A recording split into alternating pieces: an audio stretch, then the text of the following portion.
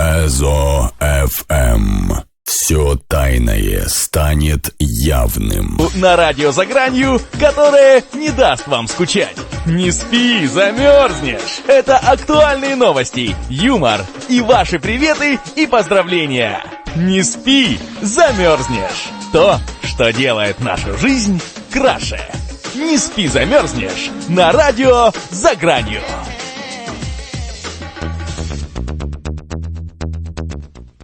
Добрый вечер, дорогие друзья. Вы слушаете информационно-развлекательную программу «Не спи, замерзнешь» на радио «За гранью». В студии для вас работает Марина Фронт. Напоминаю, что на часах у нас 8 часов вечера по московскому времени, ну и на календаре 17 марта 2017 год, а еще и сегодня пятница. Ну и, конечно же, я хочу вам представить мою гостью. Это автор книги Таня. Здравствуйте. Да, добрый день, добрый вечер для русской публики, которая слушает меня в России. Очень рада быть с вами, оставайтесь с нами, и я надеюсь, что вы получите очень интересную информацию. Спасибо. Да, сегодня мы будем говорить о вашем творчестве, о вашей книге «Ветер».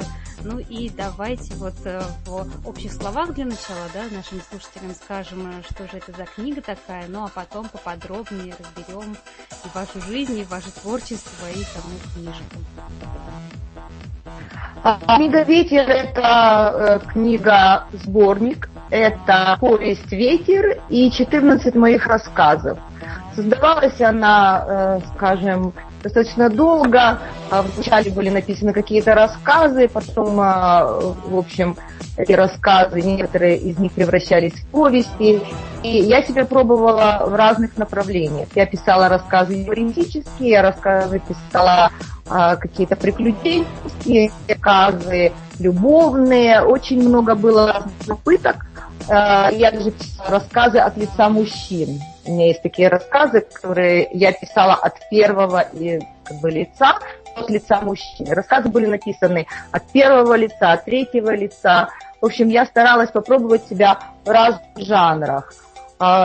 Повесть «Ветер» сначала была как рассказ сделана, потом она превратилась в повесть. И именно повесть «Ветер», я считаю, конечно, это основная часть книги, и это достаточно серьезное, продуманное такое произведение, которое я бы хотела действительно донести до своих читателей.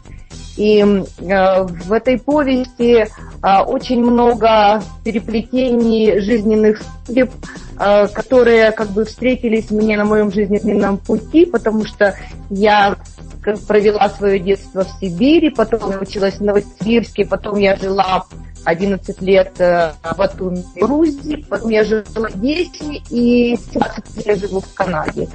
То есть все мои этапы как бы жизни, они были как-то освещены в этой повести.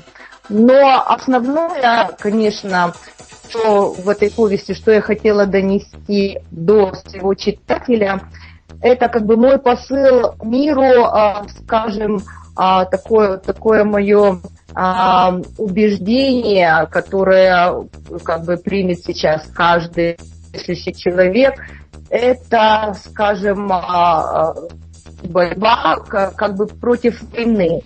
Но книга не про войну, абсолютно. Это книга про любовь, про отношения, про совесть. И это необычная история молодой женщины, которая попадает на Чеченскую войну в подразделение снайперов. То есть это женщина-сибирячка, которая охотница, в общем-то, молодая женщина. Вот именно как она попадает в это жерло, скажем, таких событий, все оно освещено в повести «Ветер». И самое интересное, почему именно мне захотелось написать эту повесть, потому что когда начинались вот эти все чеченские события, я была тогда в Грузии, жила в Грузии, и то есть я была свидетельницей и войны, которая происходила в Хуме, и какие были разные другие военные конфликты. То есть это все у меня было на слуху. Я встречалась с людьми, которые выходили из зон конфликтов, которые уходили туда воевать. В общем, тема войны, она присутствовала. Значит, я когда встречалась с людьми, которые уходили воевать именно вот в Чечню, это были люди, которые воевали как бы с разных сторон. А потом, когда я уже жила в Канаде, и в 2000 году вторая война уже не закончилась, здесь, в Канаде, я встретила людей, которые бежали из этих, скажем, военных действий. Когда закончилась война, они оказались для России военными преступниками. Они не могли вернуться в Россию, они бежали за границу, они в Канаду, и я их встретила здесь. Они были под чужими именами, в общем, это разные судьбы, были такие переплетения судеб, которые просто невозможно, скажем, даже придумать. Это жизнь придумала. То есть, когда этот круг снулся, я видела каких-то людей, которые уходили на эту войну в Грузию, и которые бежали потом оттуда, я их встретила в Канаде, я поняла, что я должна найти это как бы мир, вот этот вот посыл, и написать что-то, что должно как бы взволновать всех здравомыслящих и обдумать, скажем, кто и как может свою, скажем, внести лепту в то, чтобы остановить все эти конфликты. Получается, что в основном книга построена на реальных событиях, и вымышленного там, наверное, практически нет.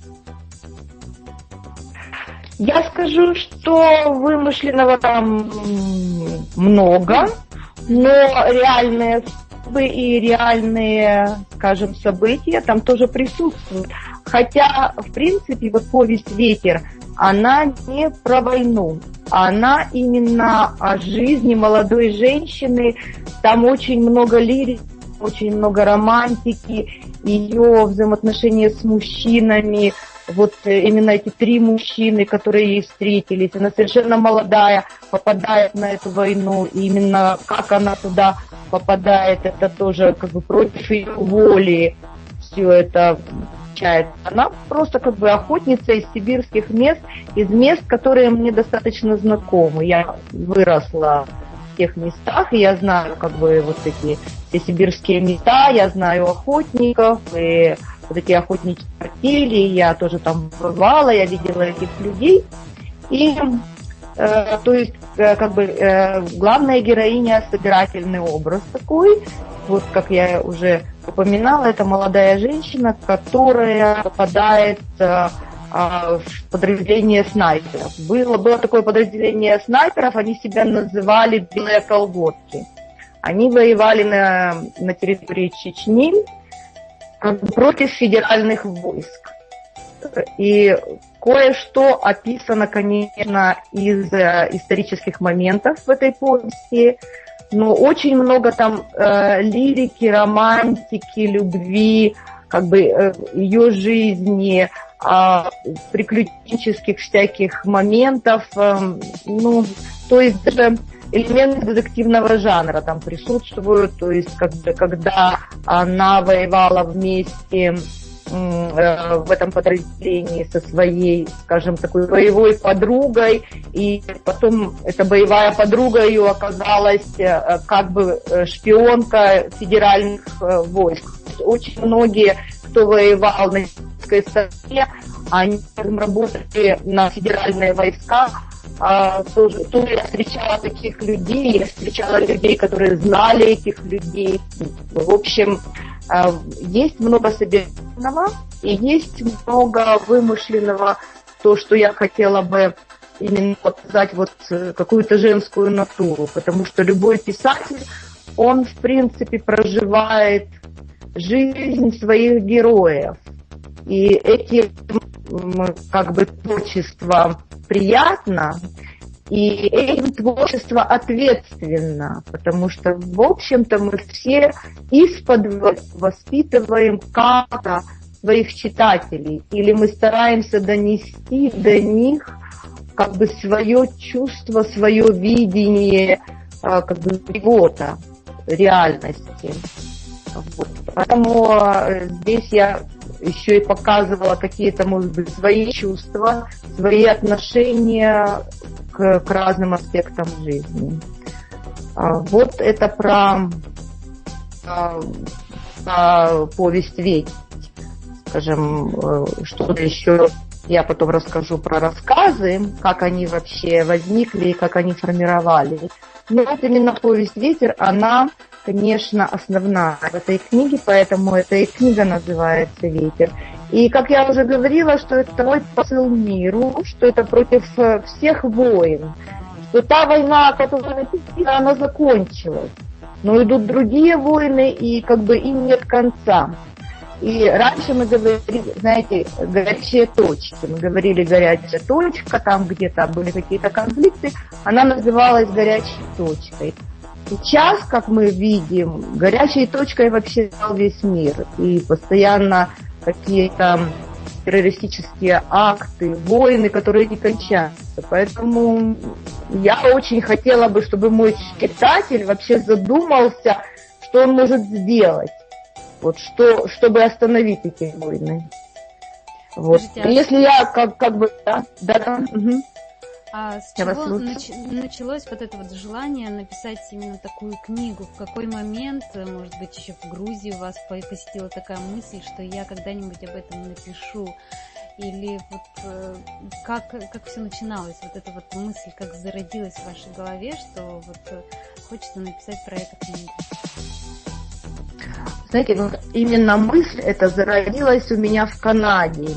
Как я вам как уже я говорила, когда этот круг замкнулся. То есть, когда я встречала каких-то людей, или я встречала людей, которые знают людей, они мне рассказывали, те, кто уходил в Чечню, когда это была война, значит, и когда я встретила здесь, в Канаде, уже после войны, тех, которые бежали от российского правосудия, которые бежали оттуда.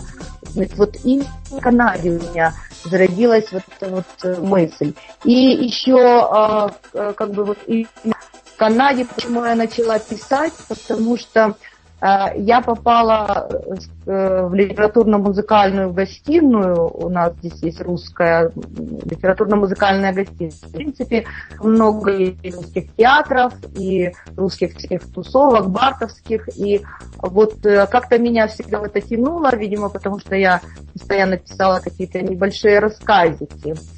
И в этой литературно-музыкальной гостиной я встретила людей, которые уже очень много писали и стихов, и песен, и рассказов, и издавались. И, в общем-то, некоторые из них лауреаты конкурса «Эмигрантская лира». И я им начала что-то свое читать. Вот именно уже написанное, скажем, по вот этой теме, по теме войны, по теме скажем, истории людей, которые попадали на эту войну, и как они попадали.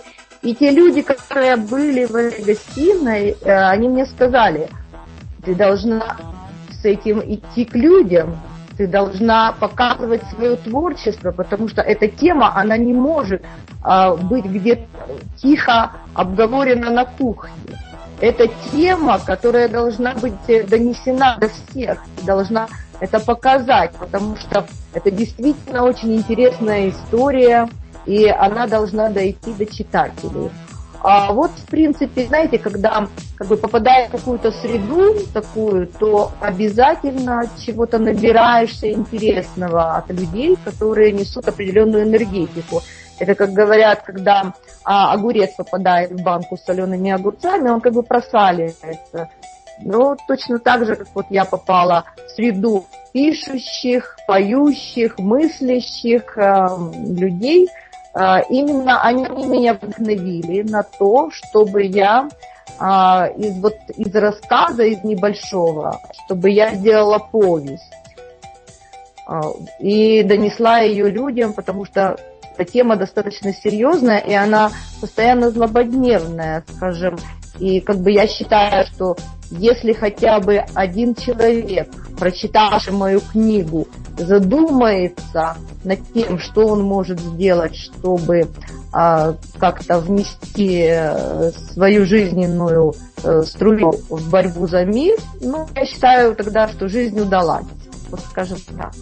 То есть, получается, у вас были люди, были наставники, кто вдохновил, кто вас провел вот через самые первые, вот эти, наверное, сложные моменты, шаги начинания, становления, писания, даже издательства. Угу. Да, вы абсолютно правы, потому что у меня были, конечно, первые читатели, у меня были первые критики, которые меня очень жестоко критиковали, очень. И я переписывала, передумывала все это. И я вам скажу такую вещь, что даже вот в Грузии, вы спросили меня, зародилась ли у меня мысль, когда я жила в Грузии. Нет, вот тогда я совершенно не хотела писать ни про войну, я это ничего не хотела, даже об этом не хотела думать, потому что я сама попадала в очень неприятные ситуации в 92 году, когда был конфликт военный. Я бежала в Одессу, и это была действительно очень такая страшная история. Мы полетели на самолете, и тогда в сухую все эти самолеты расстреливали, и один мужчина, который просто сидел напротив меня, он сказал, что если нас сейчас не обстреляют, мы будем жить вечно. Нас набилось в этот самолет, наверное, в 2 раза больше, чем вообще самолет мог, наверное, поднять людей, и мы были просто без вещей, мы просто бежали. Это был 92-й год. Это не был ни 18-й год, когда белогвардейцы там бежали. Это не была эвакуация ни 41-го, ни 42-го года. Это было почти наше время. Это был 92-й год. И это было очень страшно. Мы сидели без воды, света, без газа. За окном стреляли, и как бы после всего этого кошмара я думала, что я никогда не буду писать про войну.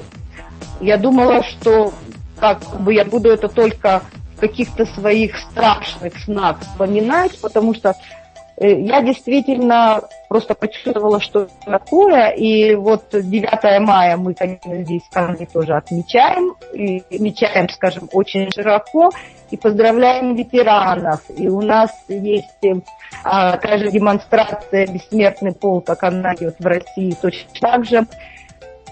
И всегда я говорю 9 мая, что это мой праздник. Несмотря на то, что как бы это праздник, скажем, любого русского человека, как гражданский его праздник, это вот мой личный праздник тоже, потому что в принципе я знаю, что такое война, я слышала, я как бы вот попала именно когда это было все очень страшно, и когда я вот просто увидела стихотворение Юлии Друниной, как она пишет, что «Я столько раз видала рукопашный, раз наяву и 1000 во сне. Кто говорит, что на войне не страшно, тот ничего не знает о войне». То есть в Грузии после всего вот этого, когда я бежала уже в Одессу, я думала, я никогда не буду про это ни думать, ни вспоминать, ни писать, ничего. Потом прошло какое-то время, и начинаешь осмысливать, и начинаешь думать о том, что из всего прожитого надо сделать какой-то вывод, чтобы это не повторилось. И вот потом мне уже захотелось написать об этом. Вот, скажем, вот такая история именно повести «Ветер». Вот мне еще интересно, насколько внутренне становится легче или наоборот, может быть, не легче. Но после того, как вот эти все мысли, которые как бы роем крутились в голове, воспоминания, после того, как они выходят, да, выплескиваются на бумагу, вот, как-то есть вот внутреннее такое освобождение от всего, что было пережито? Или это наоборот, вот теперь еще больше про это вспоминается, обсуждается? Вот, может быть, какая-то терапия есть вот через написание книги про вот такие вещи, которые, да, так или иначе все равно отложились и вспоминают, ну, как бы даже которые не хотелось вспоминать раньше. Вы знаете, терапия, конечно, присутствует, вы совершенно правы, потому что это, как говорят, такой катарсис, когда мы что-то высказываем, то, что навалило, и оно слушается другими людьми, читается другими людьми, то есть момент освобождения. Вы совершенно правы, что момент освобождения здесь присутствует, и еще присутствует такой момент, что как бы ты уже что-то решил, ты что-то сделал, то, что надо было сделать. Вот что-то в голове формируется такое, что это надо было сделать, это надо было до людей донести, это как уже рождается что-то, ты в себе это носишь, а потом оно рождается, появляется на свет, и присутствует, конечно, и элемент радости, и элемент освобождения присутствует. И я вам скажу такой момент, что после того, как я написала повесть «Ветер», у меня даже возникла мысль, чтобы сделать продолжение, потому что там очень много присутствует героев, которые потом как бы живы, у которых есть еще другая история. И то есть как бы из повести, возможно, потом родится роман. То есть как бы это первая часть, возможно, какой-то трилогии. То есть эти люди, они дальше продолжают жить. Кое-кто погиб в результате там каких-то действий, а все другие продолжают жить. И главная героиня продолжает жить, и как бы ее жизнь в Канаде, которая тоже перекается с теми людьми, возможно, которые бежали потом в Канаду. То есть потом получается более расширенная география. Сначала получается география, скажем, Сибирь, Чечня и Канада, Париж. Вот эти там географические места не освещены. Дальше еще может быть больше география, потому как, значит, ее, скажем, можно сказать, военный муж, который чеченский командир, который якобы погибает, но он в действительности не погибает. Он, когда все начинают бежать, кто куда, он бежит в Лондон.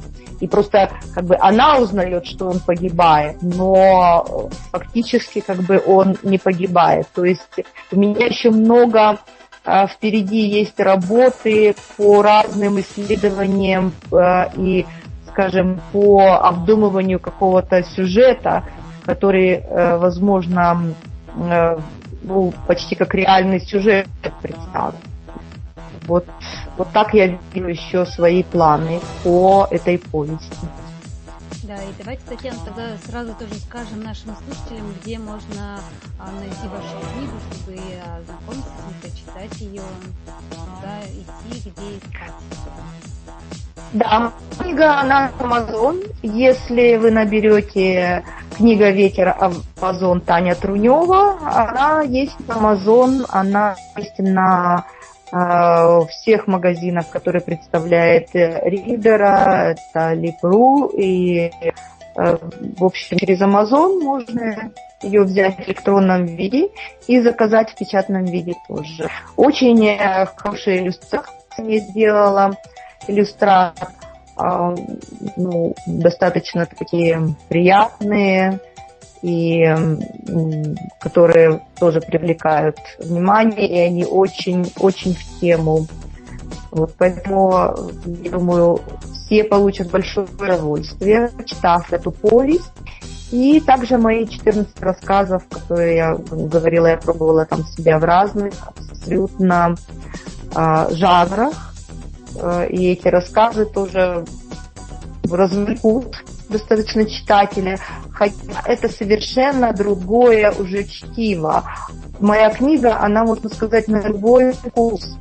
Если книга «Ветер» — это более такое серьезное произведение, хотя я еще раз говорю, что это не о войне, а это о любви, о совести, и это приключение именно молодой женщины, которая попадает на войну. Просто там как бы через всю повесть проходит эта вот мысль о войне. А рассказы — это разные рассказы, очень многие из них женские рассказы о любви, о женских приключениях. И тоже есть рассказы с юмором, и даже я там пробовала себя в фэнтези, там есть один рассказ. И еще хочу сказать уважаемым слушателям, что если они хотят просто посмотреть, скажем, литературный слог, так называется, что-то почитать перед тем, как покупать книгу, они могут зайти на proza.ru и прочитать мои несколько рассказов, которые там есть. Просто и там, значит, даже есть 2 главы из повести «Ветер». Они могут тоже прочитать это, чтобы посмотреть, как я пишу. И вот 4 рассказа, которые вошли в сборник, они есть на proza.ru. Друзья, если у вас есть интернет под рукой, можете прямо сейчас найти нашу книгу, о которой мы сегодня говорим. Ну а мы сейчас прервемся на небольшую музыкальную паузу, после которой обязательно продолжим. Поэтому у вас есть время, чтобы уже сейчас поискать книги. Не спи, замерзнешь на радио «За гранью». На радио «За гранью».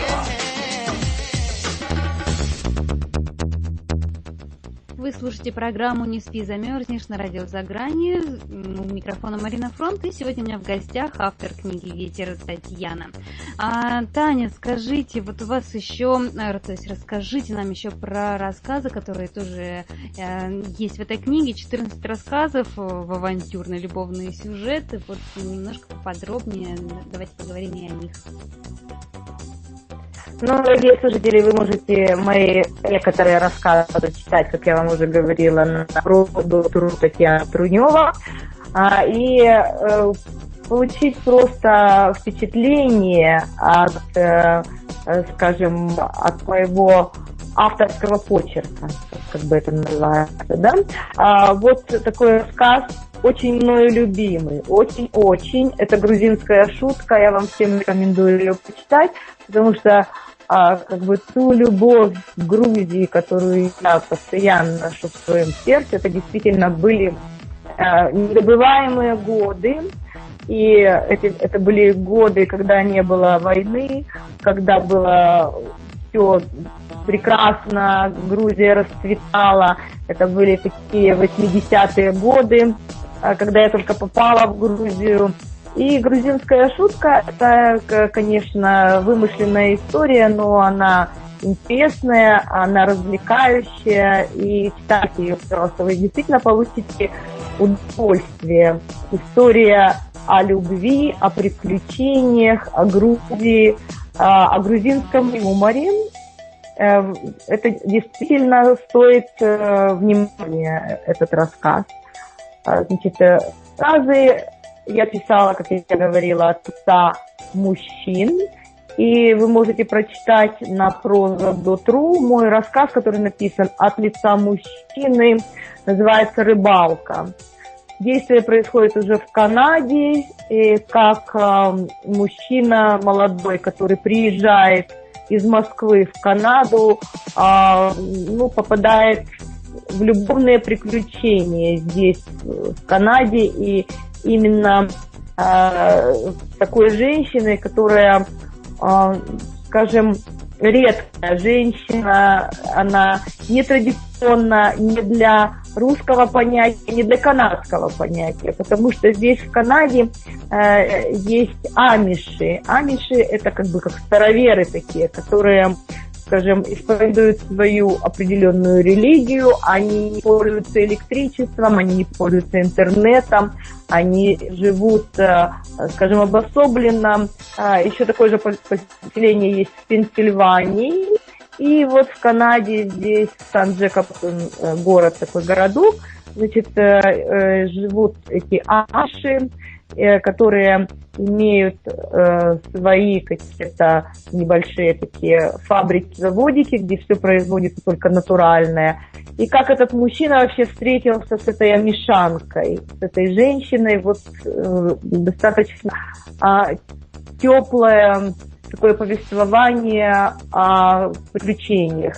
Меня, конечно, мужчины критиковали, что я, возможно, не имею права писать от лица мужчины, ну, то есть тут права и обязанности у автора, понимаете. Каждый пишет, как он слышит, как Акуджава сказал. Поэтому, если я почувствовала, что я хочу написать эту историю от лица мужчины, я ее написала. И в книге тоже есть вот этот рассказ, и есть еще другой рассказ, который я писала тоже от лица мужчины. Потом, значит, вы можете прочитать на моем proza.ru улетную историю. Это приключения, написанные от третьего лица про летчика. Значит, в книге еще есть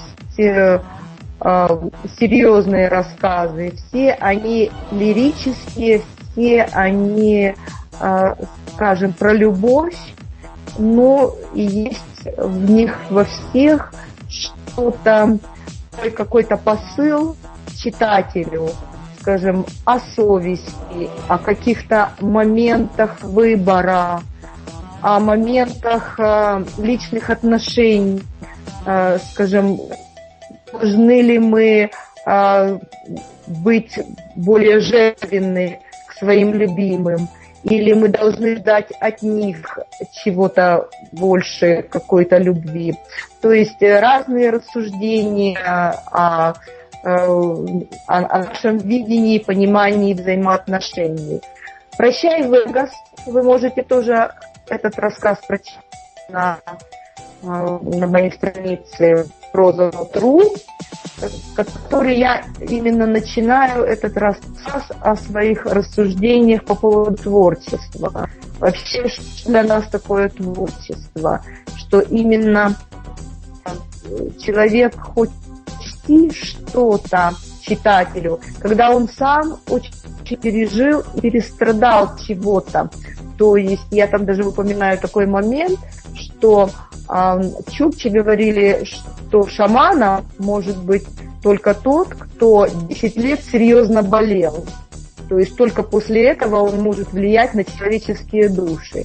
Точно так же, как по каким-то статистическим данным, большинство авторов, которые очень много пишут, они как-то в личной жизни в основном как несчастны, или у них была какая-то неудачная судьба, или что-то очень много происходило того, что их предавали, или они очень много прошли жизненных передряг, каких-то дорог, каких-то испытаний, и после этого они хотят донести свои переживания читателю. То есть в начале рассказа «Прощай, Вегас» я как раз об этом говорю. Почитайте мой рассказ «Шпионские страсти». Это действительно такой женский рассказ, очень женский, очень увлекательный.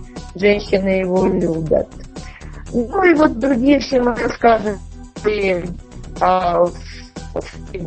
«Ветер», где я действительно как бы экспериментировала с разным жанром. Я всего написала где-то 50, наверное, рассказов. Я их читала в нашей литературно-музыкальной гостиной. Я послала их, скажем, тоже своим друзьям, которые действительно начитанные, образованные люди. И именно из этих 50 рассказов я выбрала эти 14, потому что на них были в основном положительные отзывы. Что касается повести «Ветер», то все единогласно, скажем, сошлись во мнении, что эта повесть должна быть обязательно напечатана, что она должна увидеть свет. По рассказам, как я вам говорила, конечно, были разные мнения. Там мужчины что-то были не очень довольны, что я читала от их лица. Скажем, по некоторым рассказам тоже были какие-то разные отзывы. Но это именно те 14 рассказов, которые из 50 рассказов именно получили хорошие отзывы. Поэтому решила их в книгу, именно что они попали в книгу.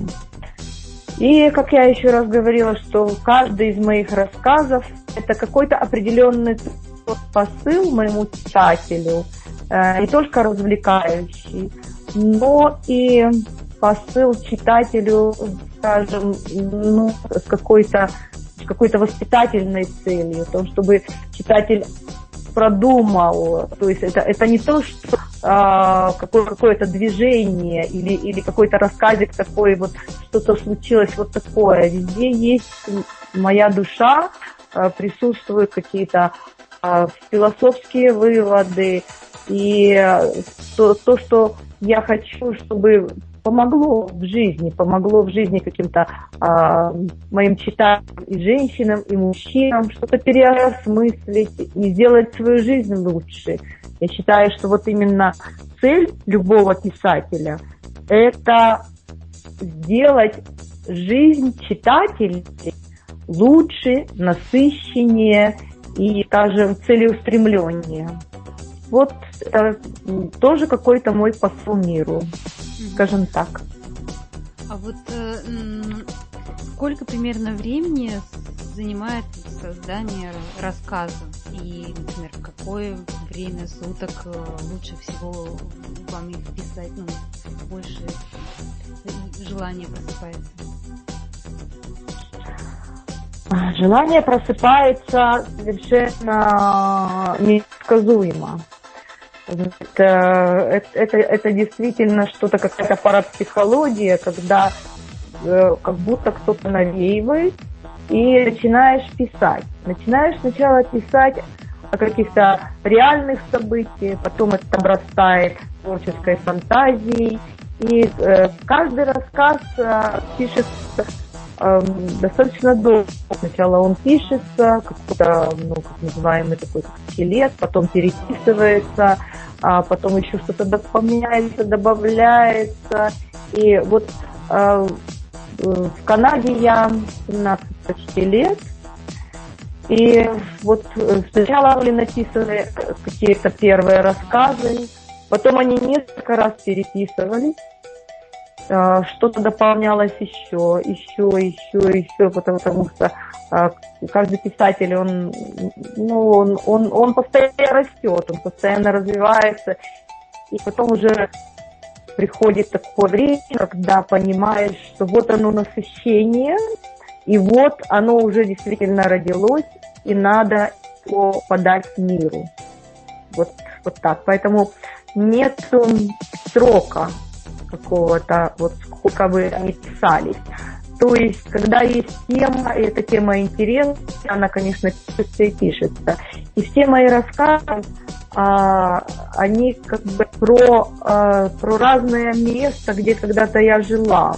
Вот, скажем, грузинская шутка, конечно, там говорится о Батуми, все очень тепло и очень душевно. Это мое внутреннее переживание насчет Грузии. А вот рыбалка, говорила, это уже Канада. Потом там есть такой рассказ, называется «Впустить мудрость». Это мой хороший друг рассказал мне свою историю, как он работал в Нигерии. То есть это уже Африка. Значит, рассказ «Кентавр», который тоже в сборнике находится. Это очень много переплетено там всего, много судеб, и там есть Сибирь, там даже есть история о том, как один из главных героев, он какой-то потомок Григория Распутина, потому что именно моя бабушка, Агриппина Распутина, она из того села, где был рожден Григорий Распутин. Вот, поэтому тоже кое-что я об этом знаю, и кое-что я в этот рассказ поместила. «Лавина», рассказ, он написан от лица мужчины. Критиковали его мужчины, конечно, что мужчины не так чувствуют, что они не так думают. У меня там есть достаточно откровенные сцены любви. И тоже мужчины говорили, что мужчина бы себя так повел. Потом я это перевесила как видение от мужчины. То есть все, конечно, откровенные сцены подвергнуты достаточно жесткой критике со стороны мужчин, ну и со стороны женщин уже. И я еще хотела заметить, что моя книга – это книга для взрослых. К сожалению, она даже не могла пройти на сайт Ридера, где новинки, потому что у Ридера очень жесткий такой отбор по градации.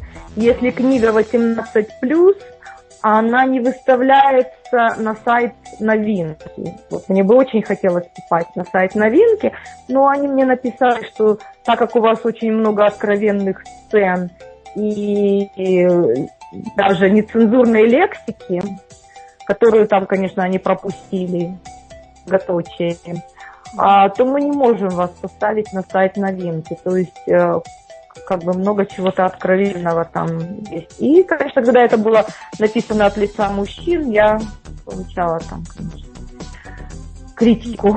Интересно еще, почему вдруг захотелось написать от лица мужчины? Может быть, это какое-то внутреннее ощущение себя, там, как разделение внутреннего я на мужское и женское, или вот почему именно захотелось написать, ну, не только от своего лица, но еще и от мужского? Вы знаете, скорее всего, это память о моем брате. У меня был брат, тоже читатели и слушатели, они могут,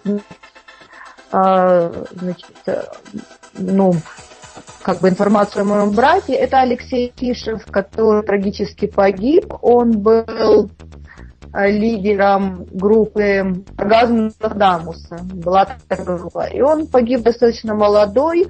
Вот он писал стихи, он писал какие-то рассказы, вот еще что-то. В память о нем я потом написала рассказ «Поэт», который тоже вошел в сборник книги. И какое-то его присутствие я постоянно ощущала, потому что пока он был живой, я не писала стихи, я не писала рассказы. Потом вдруг я начала думать о нем и начала писать стихи. Кстати, мои стихи тоже есть на стихи.ру, Татьяна Трунева. Но это какое-то баловство. Я не считаю это совершенно серьезно. Это больше такое баловство, и много там очень стихов таких шуточных, вот такое. Ну и есть стихи более серьезные.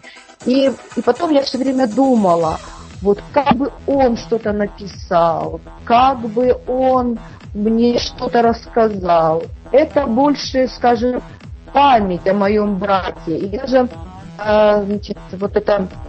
этот рассказ, который «Поэт», я там написала, что это память моего брата, памяти моего брата Алёши я посвящаю. То есть я считаю, что хотя он ушел, его часть, как мы всегда говорим, человек столько времени живой, сколько мы о нем помним. Я считаю, что какая-то его часть всегда со мной, и я так все время думала, что он бы мог это писать. Это было внутренне от его имени. Вот поэтому возникло такое желание, наверное. Потом, если о других рассказах я вам расскажу, там есть тоже рассказы, написанные о разных, о разных городах и странах, где я была. То есть вот присутствует, например, окно в парк, да, называется такой рассказ. Тоже он начинается с Канады, потом там есть часть, которая представлена, скажем, с каких-то островов. Я не описываю, с каких островов, но, в общем, там как бы морская тема присутствует. Или тема вот тоже «Шабаш» рассказа, это тоже как бы оно происходит в Канаде, но это отмечает Ивана Купалы, которые мы отмечаем, скажем, он ничего общего не имеет ни с какими царскими праздниками, но мы его тут тоже отмечаем. Тоже рассказ достаточно развлекательный, такой, скажем, который про молодых людей. Еще, значит, что я хотела бы рассказать своему читателю. Значит, элемент, который присутствует, наверное, у всех писателей, потому что писатель всегда проживает свою жизнь вместе с персонажами. И как бы, когда пишешь особенно от первого лица, как бы чувствуешь себя вот в каком-то другом теле. То есть, значит, чтобы написать историю женщины молодой снайперши, я должна была себя ощущать, скажем, в окопах с винтовкой в руках. То есть я должна была ощущать это, ну, назовем это так, на клеточном уровне. Я должна была просто ощущать, как это было тяжело и страшно для молодой женщины. Точно так же, как рассказы, развлекательные. Я себя просто ощущала как бы вот почти в теле вот этих женщин, которые были молодые, у них были какие-то авантюрные приключения, любовные. И везде жила действительно моя душа. Потому что когда я даже посылала своим первым читателям, это были мои друзья, я им всегда говорила, это не обо мне, или это о тебе, вот мы там тебя видим. То есть исподволь любой писатель вкладывает действительно свою душу. Вот еще я замечаю так много именно вот географических точек, которые вы описываете и стараетесь в своих произведениях, да, как бы их даже разделить на разные страны, на разные города. Вот это что-то вот внутренне вам дает такое вот тоже как дань тому, что вы там были, или просто чтобы ближе было тем читателям, кто, например, живет в Грузии, чтобы им было тоже интереснее, например, как их, о них пишут, о них помнят, про ту жизнь, которая была вот на тот момент. Значит, что я хочу сказать по этому поводу. Когда я писала рассказы, я даже об этом не задумывалась. Я просто писала о том, что мне было больше всего памятно. Вот как бы мне была Грузия очень памятна, поэтому у меня родился рассказ «Это грузинская штука». И во всех моих рассказах очень разная география. Вот это даже не для того, чтобы как бы отдать какую-то дань, а тому, что оно ко мне приходило. Вот, значит, всегда идет связь или от писателя, скажем, к его рассказам, или от рассказов к писателям. То есть от темы к писателю. Вот у меня больше шло оно как-то от тем, от географии, от сюжетов, от событий ко мне. То есть, например, даже повесть «Ветер», там очень много каких-то географических мест разных. Вот я говорю, что начинается с Сибири, потом там есть Центральная Россия, Чечня, потом как бы и Грузия там присутствует, и, наконец, Канада, и еще там присутствует Париж. То есть и Франция там присутствует. То есть именно вот оно и «Ветер», поэтому как бы начало меня как листок, знаете, я менял имена, менял города. То есть это было путешествие такое вот этой женщины. Оно именно было и во времени, и в каких-то географических местах. Вот. И точно так же рассказы, я их освещала именно по тем местам, вот где я была. Единственный рассказ вот этот «Вкусить мудрость». Это Африка. Это мне рассказал мой хороший друг о своем приключении. И родился такой рассказ. Все остальное это места, где я побывала. И именно вот эти вот сюжеты, они мне подсказали и места, и как бы сформировали вот эти рассказы. Вот, скажем так. Спасибо.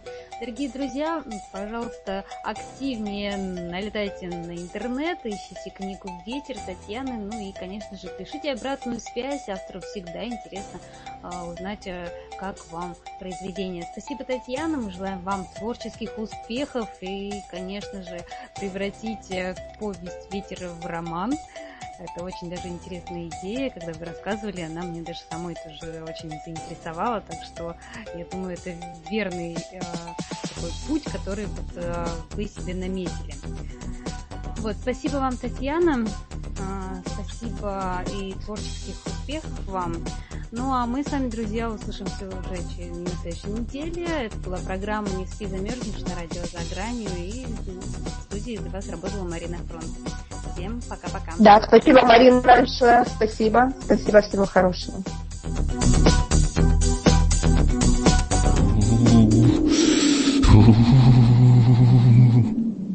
Не спи, замерзнешь! Шоу на радио «За гранью», которое не даст вам скучать. Не спи, замерзнешь! Это актуальные новости, юмор и ваши приветы и поздравления. Не спи, замерзнешь! То, что делает нашу жизнь краше. Не спи, замерзнешь! На радио «За гранью».